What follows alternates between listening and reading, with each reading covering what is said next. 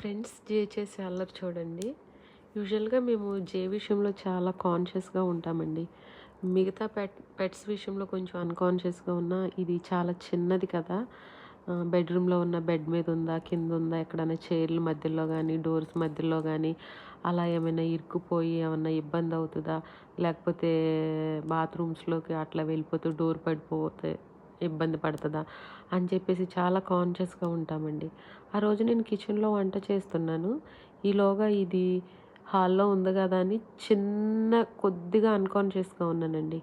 ఈలోగా చూడండి guinea pig cage door open చేసుకొని, జేనే ఓపెన్ చేసుకొని లోపలికి వెళ్ళిపోయి, దాని రైస్ అంతా పడేసి, దాని వాటర్ అంతా పడేసి, దాన్ని ఆ కేజ్ ఎంత ఉంటదండి దాని లోపల ప్లేసు, ఆ కొంచెం ప్లేస్‌లోనే దాన్ని ఆడటానికి గినియా పిగ్‌ని ఆడటానికి రమ్మని దాంతో కొట్లాడుతుందండి. అప్పుడు గినియా పిగ్ అరుస్తుంది. ఏంటిది అరుస్తుంది అని చెప్పేసి వచ్చి చూసేసరికి జే లోపలికెళ్ళిపోయుంది. Door open చేసుంది. ఇంకా దాన్ని తీసి వెంటనే పైన పెట్టాననమాట. ఇప్పుడు పైన పెట్టానని అరుస్తుంది. అరిచి, అరిచి దాన్ని ఆడటానికి రమ్మని కొట్లాడుతుంది. ఇవండి జేగాడు ఇంట్లో చేసే పనులు. మమ్మల్ని అందరినీ 24 అవర్స్ చాలా షార్ప్‌గా